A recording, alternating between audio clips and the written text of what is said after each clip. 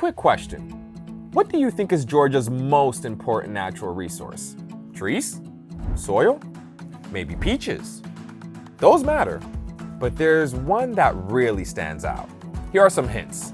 It helps define our state's borders. It provides transportation and energy. It supports Georgia's economy.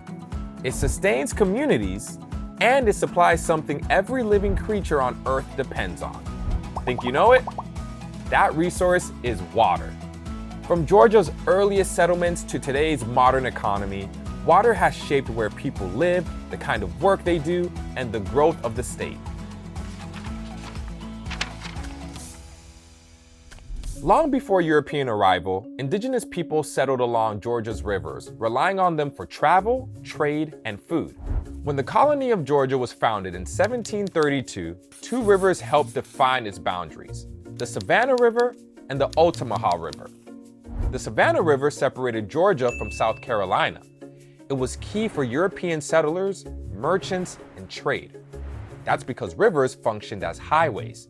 They carried people, goods, and information. I mean, think about where Georgia's first city, Savannah, was established, along a river, and that was by design. The city's location allowed colonists to trade up and down the Savannah River and establish a port that would connect Georgia to the world. Today, Georgia looks very different than it did in 1732. But one thing hasn't changed. Rivers still help define the state. The Chattahoochee forms much of Georgia's western border, and that funky dip in the southeast, that's outlined by the St. Mary's River. Water has helped shape Georgia's borders, but it has also influenced where other important cities formed. Early cities like Augusta, Darien, and St. Mary's all popped up along navigable rivers. And as the state's land expanded westward, so did its cities. Some of those inland cities developed along a geological boundary called the Fall Line. The Fall Line, which separates Georgia's Piedmont region from the coastal plain, was actually once a coastline millions of years ago. Rivers hitting the Fall Line dropped suddenly, creating waterfalls and rapids.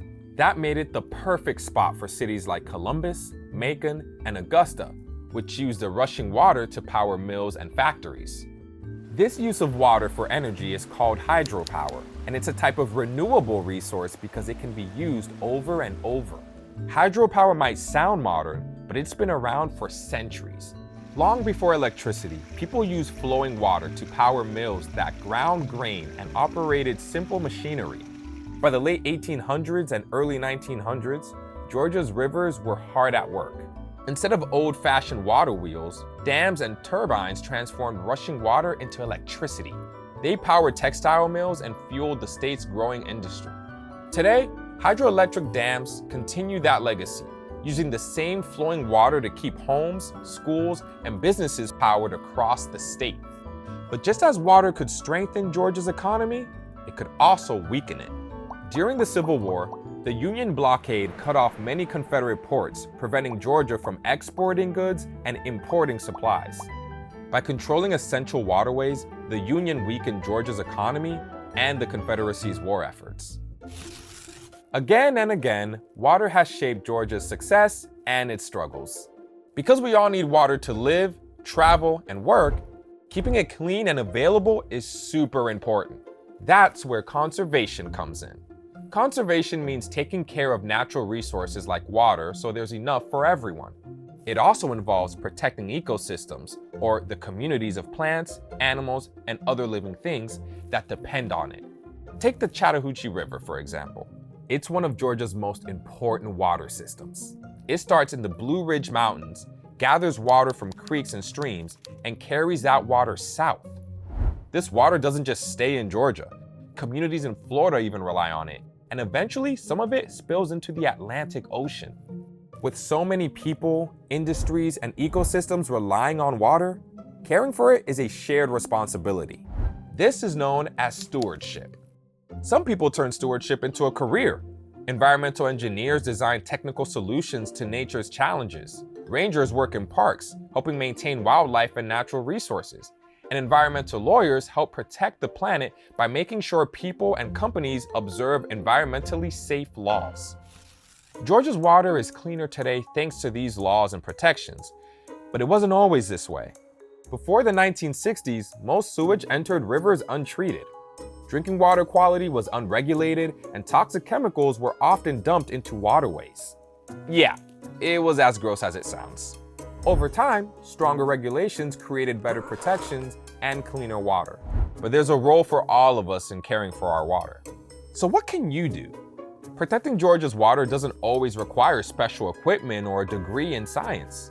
Simple actions like reducing water use and not littering can make a huge difference. If you want to take it a step further, consider getting involved in your local community. Organizations like the Georgia Conservancy and Adopt a Stream give people hands-on opportunities to monitor water quality, clean up waterways, and protect local ecosystems. It feels impossible to give water all the credit it deserves. In Georgia alone, water has defined the state's borders, guided the placement of its earliest cities, powered its industries, and supported its economy. From the Savannah River that welcomed early European settlers, to intersecting rivers along the fall line that powered factories, to the waterways that sustain millions today, water has shaped Georgia's development at every stage of its history. Water weaves together every part of Georgia's story, past, present, and future. And by protecting it, we ensure that story can continue for generations to come.